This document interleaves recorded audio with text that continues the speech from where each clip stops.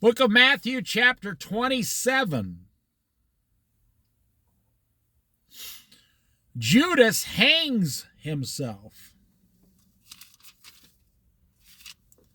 It's a pretty long chapter. Early in the morning, all the chief priests and the elders of the people made their plans how to have Jesus executed. Early in the morning, all the chief priests and the elders of the people made their plans on how to execute Jesus. They're saying, hey, well, it's almost breakfast. We've been here all night. Let's come up with a way, we can execute Jesus so we could get on with our lives and get this over with. They found him guilty outside of an official court of law. When Judas, who had betrayed him,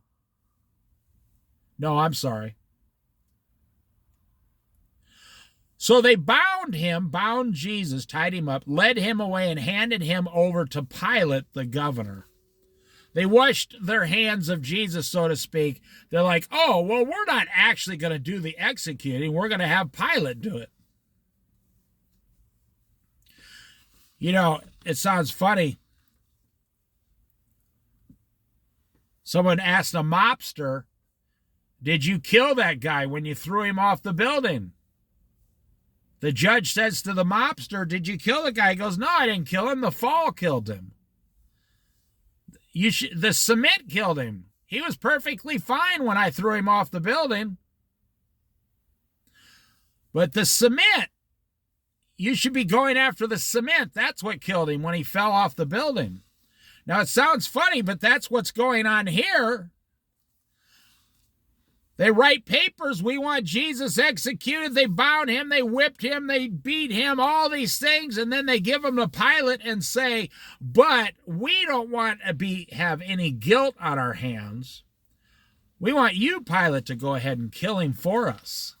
That's like the mobster throwing a guy off the building. In New York City, he's not actually killing the guy. He's letting the cement kill the guy. Which sounds stupid.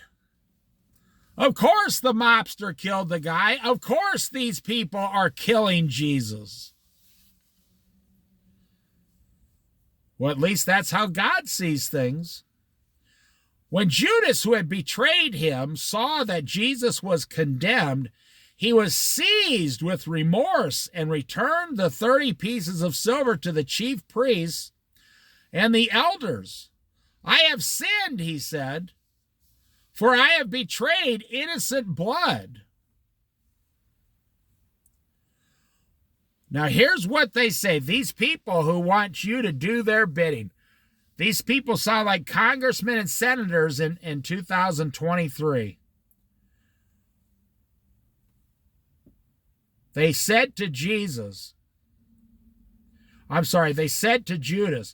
what is that to us? They replied, that's your responsibility.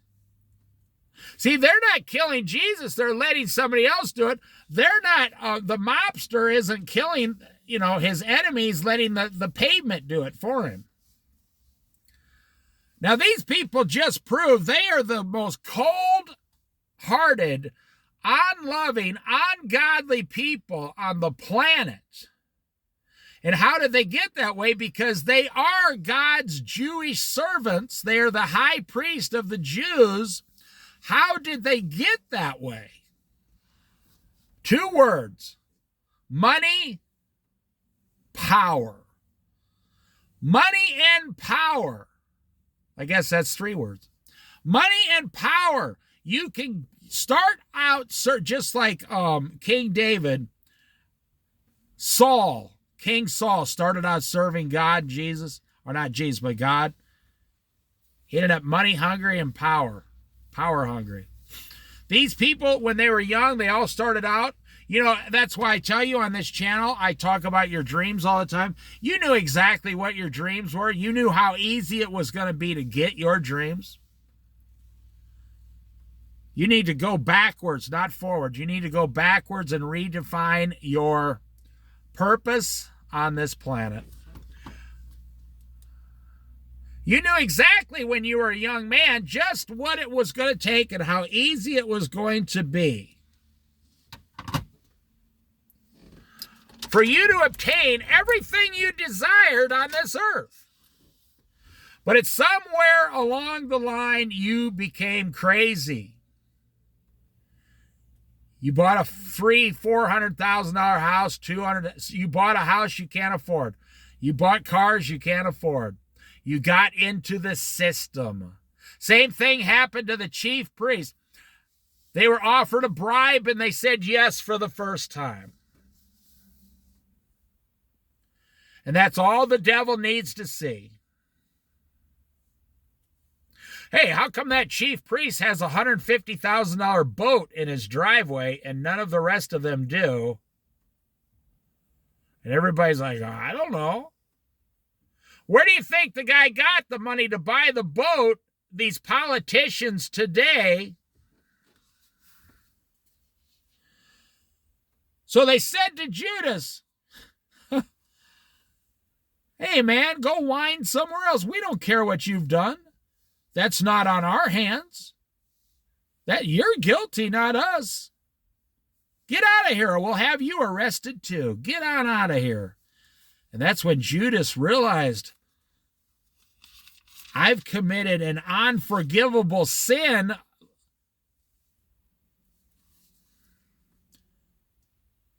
This is a question people ask. Was Judas forgiven? Was he forgiven? Was he forgiven? I can't go into detail. All I can say is the overwhelming majority of every minister or preacher I've ever listened to on the radio says Judas, the one who betrayed Jesus, was not forgiven because he betrayed the Son of God and had him killed. But Peter was forgiven because he only claimed he didn't know Jesus out of fear. He wasn't betraying him and selling him for money.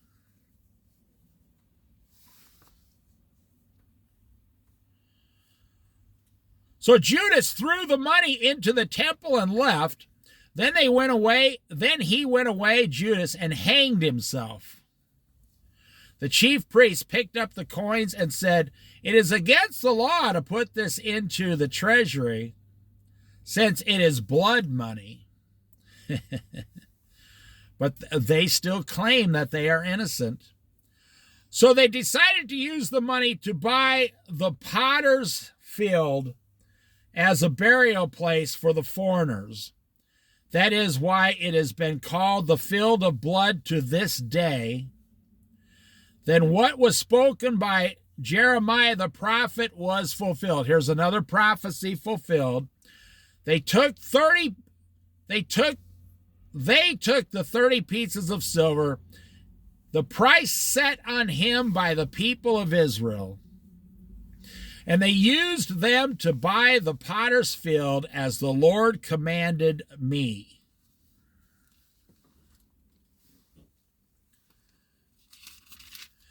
Jesus before Pilate. Meanwhile, Jesus stood before the governor, and the governors asked him, are you the king of the Jews? You have said so, Jesus replied. That's the exact same thing he told the other people. He did not say, yes, I am. He said, you have said so. Jesus replied. When he was accused by the chief priests and the elders, he gave no answer. Then Pilate asked him, don't you hear the testimony they are bringing against you? But Pilate, he doesn't really know who Jesus is, because he's thinking he's just a man. Aren't you going to try to stick up for yourself, defend yourself? Aren't you going to claim that you're innocent? But Jesus made no reply, not even to a sinful charge or a single charge, to the great amazement of the governor. That's what I just said. Now, it was the governor's custom at the festival to release a prisoner chosen by the crowd. At that time, they had a well-known prisoner whose name was Barabbas. So when the crowd had gathered, Pilate asked them, "Which one do you want me to release to you, Jesus, Barabbas, or Jesus who is called the Messiah?" That's funny that I forgot that Barabbas' first name was Jesus. Jesus Barabbas or Jesus who is called Messiah. For he knew it was out of self-interest that they had handed Jesus over to him. What does it say? Out of self-interest. What does it say? In the last days, people will become lovers of themselves, lovers of money.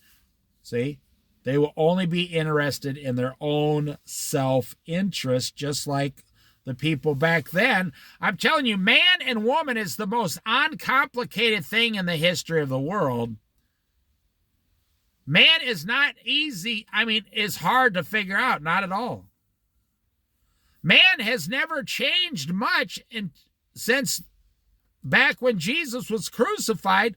The things they were doing to Jesus is the same things people are doing today. 2023 years, there hasn't been much change in man's heart. And that is why God is going to end everything and get it over with.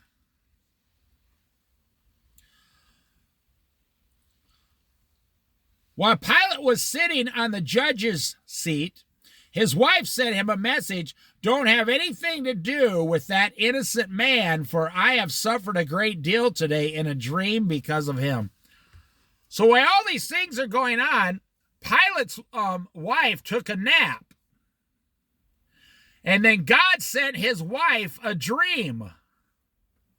And she ran down to her husband and said, "God just spoke to me in a dream. Get away from that Jesus man. So you are not guilty also. Get away from him. God just had me suffer greatly in a dream because of him." Most people don't know that happened. But the chief priests and the elders persuaded the crowd to ask for Barabbas and to have Jesus executed. "Which of the two do you want me to release to you?" asked the governor. "Barabbas," they answered. "What shall I do then with the Jesus who is called the Messiah?" Pilate asked. They all answered, "Crucify him." "Why? What crime has he committed?" asked Pilate. But they shouted all the louder, "Crucify him." It's kind of like the liberals today. They cannot, if they are confronted and they don't have an answer, they just keep shouting and screaming louder. They won't answer your question. It's all over the internet. That is one of their tactics, to just keep shouting louder. Pilate asked them a question, the governor. "What crime has he committed?" They never answered. They just kept screaming louder, "Crucify him." They are about to kill an innocent man because of their feelings. When Pilate saw that he was getting nowhere, but that instead an uproar was starting. If shouting doesn't work, what they do is start ripping the place apart and burning down the businesses, and they run into the stores today and steal all the handbags and put people out of business. They burn down police cars, all these things. If shouting does not give them what they're wanting, they start tearing the place apart. They do not believe in freedom of speech. They do not believe in right from wrong. They believe in what they feel is right. That's what needs to be done under all circumstances. And the left says today, if you do not give us what we want, we're going to turn to violence.